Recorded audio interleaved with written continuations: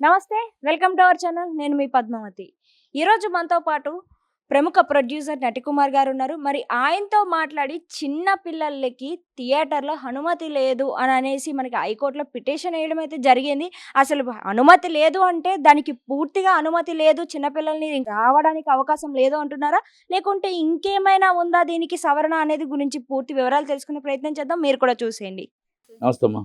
Sir యాక్చువల్‌గా చిన్న పిల్లలకి పలానా సమయం నుంచి అనుమతి లేదంటున్నారా? లేకుంటే ఎందుకని చిన్న పిల్లలకి అనుమతి లేదు అననేసి హైకోర్ట్‌లో పిటిషన్ వేస్తున్నారు. ఎందుకనంటారు? యాక్చువల్‌గా మనకి ఏ సర్టిఫికేట్ అని ఒకటుంది. యూఏ సర్టిఫికేట్ అని ఉంది. యూఏ సర్టిఫికేట్‌తో యూ క్లియర్ ఉంది. యూ క్లియర్‌కి పిల్లలతో పాటు అందరూ ఫ్యామిలీతో సినిమా చూడగలిగే సినిమా. యూఏ సర్టిఫికేట్ అంటే 18 ఇయర్స్ లోపు తర్వాత సినిమా చూడాలి. యూఏ సర్టిఫికేట్ అంటే అప్పుడు పిల్లలు కూడా చూడకూడదు.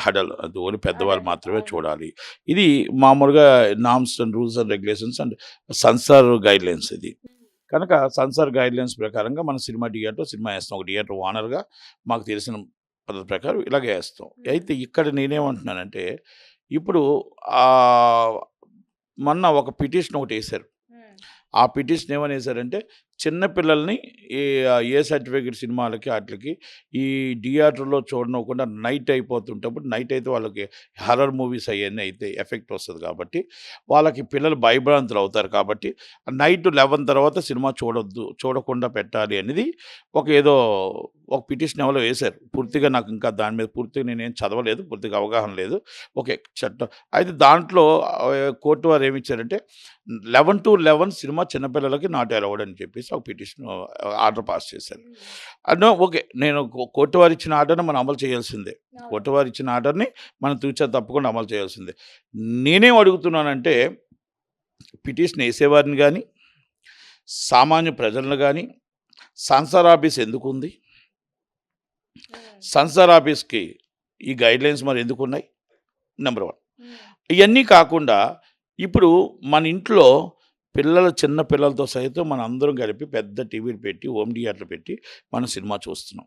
ఆ సినిమాలోని చెప్పుకోరాని మొత్తం అబ్యూజ్ లాంగ్వేజ్ అవ్వచ్చు, యూట్యూబ్‌లో అవ్వచ్చు, లేకపోతే మామూలుగా ఓటీటీలు అవ్వచ్చు, వెబ్ సిరీస్ అవ్వచ్చు. అంటే మా ఒక్కళ్ళకి సినిమా వాళ్ళకి మాత్రమే సెన్సార్ కావాలా? వెబ్ సిరీస్‌కి సెన్సార్ అవసరం లేదు. అంటే కుటుంబం అంతా సినిమాలో చూస్తారు. వాళ్ళకి వెబ్ సిరీస్ అవసరం లేదా? జబర్దస్త్‌కి అవసరం లేదా? అలాగే టీవీల్లో ఉన్న వాళ్ళకి అవసరం లేదా?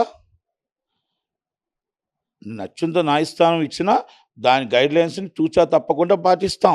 కానీ నేను అడుగుతున్న ప్రశ్న ఏంటంటే, మాకు టికెట్ తీసుకొని థియేటర్‌లో వస్తే మేము సినిమా వేసేవాళ్ళం మేము. సినిమా టికెట్ లేకుండా, ఏమీ లేకుండా ఖాళీ టీవీలో ఫ్రీగా చూసుకునే ఛానల్స్ నుంచి, బుల్లితెర నుంచి, ఏటీటీ నుంచి, ఓటీటీ నుంచి, ఒక యూట్యూబ్ ఛానల్ నుంచి ప్రతి దాంట్లో కూడా ఈరోజు పిల్లలు మనకు 3 సంవత్సరాల పిల్లల నుంచి అన్నీ చూసుకుంటూ వస్తున్నారు. సంక్రాంతికి వస్తున్నామన్న ఒక సినిమాలో బుల్లితెర ఓటీటీలు చూసే నా కొడుకు నాశనం అయిపోయాడనేదో ఈ డైరెక్ట్‌గా, ఇండైరెక్ట్‌గా ప్రజలకు ఒక సంకేతం పంపించారు. బుల్లిరాజు ఏ విధంగా తిట్లు తిడుతూ పాడైపోయాడో, ఏ విధంగా ఆ అబ్యూజ్ లాంగ్వేజ్ మొదలుపెట్టాడో అది సంక్రాంతికి వస్తున్నాడులో చూపించారు. అంటే చూపించారు అంటే దాంట్లో అర్థం ఏంటి? మరి ఇయన్నీ గూడా మరి వాళ్ళకి సెన్సార్ అవసరం లేదని అడుగుతున్నా. మీరు వాళ్ళకి సెన్సార్ పెట్టకుండా, ఆళ్ళ కుటుంబంలో మొత్తం టోటల్‌గా అంత అబ్యూజ్ లాంగ్వేజ్ మొత్తం టోటల్‌గా ఆ పిల్లల ముందు ఒకప్పుడు మదర్, ఫాదర్ తిట్టుకునేవారు. ఆ పిల్లలకి అని అనుకునేవాళ్ళు. ఈరోజు యూట్యూబ్ ఛానల్స్ చూసినా, లేకపోతే టీవీలో చూసినా మనం కొన్ని సీరియల్స్ చూస్తున్నాం. చెప్పుకోలేని పరిస్థితి. మనం వెబ్ సిరీస్ చూస్తున్నాం. అసలు మనం చెప్పలేని పరిస్థితి. మీతో నేను డిస్కస్ చేయలేని పరిస్థితి. మరి ఇలాంటివన్నిట్లికి మన సెన్సార్ ఉండదా? ఇలాంటివన్నిట్లికి మనం సినిమాకి మనం ఏ కోర్ట్‌లో పిటిషన్ ఎయ్యాలి? సెన్సార్‌కి నేను ఇది ఇంకోటి ఎన్నో సార్లు సెన్సార్‌కి నేను కంప్లెయింట్ పెట్టడం జరిగింది. మాకు సెన్సార్ కాదు, ఈ మొత్తం అందరికీ సెన్సార్ ఉండాలి. టీవీలకు కూడా సెన్సార్ ఉండాలి. మీరు రూ. 1000 పెట్టండి ఫీజు. దయచేసి సెన్సార్ లేకుండా పెట్టకండి. వాళ్ళకొచ్చి సెన్సార్ పెట్టరు. మాకొచ్చి సెన్సార్ పెడతారు. మీరొచ్చి మొత్తం చిన్న ఎక్స్‌పోజింగ్ ఉందంటే మాది కట్ చేయమంటారు. వాళ్ళొచ్చి మొత్తం టోటల్‌గా న్యూడ్‌గా కూడా యాక్ట్ చేస్తుంటే కూడా మీరు వెబ్ సీరీస్‌లో ఆటిల్లో కూడా యాక్సెప్ట్ చేస్తున్నారు. కొన్ని ఛానల్స్ అయితే మరి చూడలేకపోతున్నాం. భార్యాభర్తలు ఇద్దరు కూడా చూడలేని పరిస్థితి, ఇంటెందుపాది చూడలేని పరిస్థితిలో ఉన్నాం. దయచేసి ఇలాంటివన్నిట్ల మీద కూడా సెన్సార్ పెట్టాలి. సెన్సార్ గైడ్లైన్స్ సమాచార శాఖకు కూడా నేను చైర్మన్‌గా ఉన్నప్పుడు జాయింట్ సెక్రటరీగా ఉన్నప్పుడు కూడా పెట్టారు, ఇప్పుడు జాయింట్ సెక్రటరీగా ఉన్నాను కూడా కౌన్సిల్కి. అయితే నేనేమంటానంటే మరి దాని మీద యాక్షన్ తీసుకోలేని మీరు అత్యున్నత న్యాయస్థానంలో వేసిన పిటిషనర్ని అంటున్నాను నేను. న్యాయస్థానం వారు ఇచ్చిన దానికి తూచా తప్పకుండా మనం పాటించవలసిన బాధ్యత మాకుంది, కన్ఫామ్ పాటిస్తాం. కానీ ఇవన్నీ కూడా ఒక్కసారి పరిణిలోకి తీసుకొని ప్రతి పిటిషనరు పరిణిలో తీసుకోవాలా, ప్రతి ఒక్కరు పరిణిలో తీసుకోవాలా, రేపు సంసార వారు తీసుకోవాలా. దీన్ని సీరియస్గా దీని మీద సమాచార శాఖ మంత్రి కూడా తీసుకోవాలి, సమాచార శాఖ కమిషనర్ తీసుకోవాలి.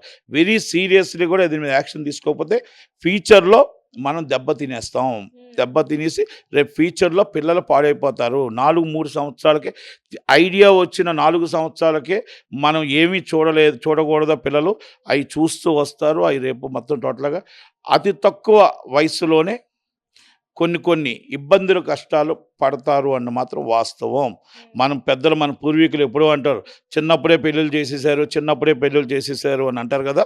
ఆ పరిస్థితికి మళ్ళా వస్తుందేమో అన్న ఒక భయం మాత్రం ఉంది. ఎందుకంటే నేను ఎప్పుడు ఈ సంసార్ కట్ చేస్తూ ఎందుకు మాట్లాడుతుంటే కొన్ని బాగా మాట్లాడటానికి కూడా నోరు రాదు. కాబట్టి దయచేసి ఒక్కసారి యూట్యూబ్లు కానీ, టీవీలు కానీ, ఛానల్స్ కానీ, వెబ్ సిరీస్ కానీ చూసి ఇట్లా సంసార్ పెట్టాలా వద్దా, టీవీకి పెట్టండి, మీరు థియేటర్కి పెట్టారు కదా, వీటికి కూడా సంసార్ పెట్టాలి. మినిమం 500 పెట్టండి ఫీజు, 1000 రూపాయలు పెట్టండి fee, Samsar must and should పెట్టండి.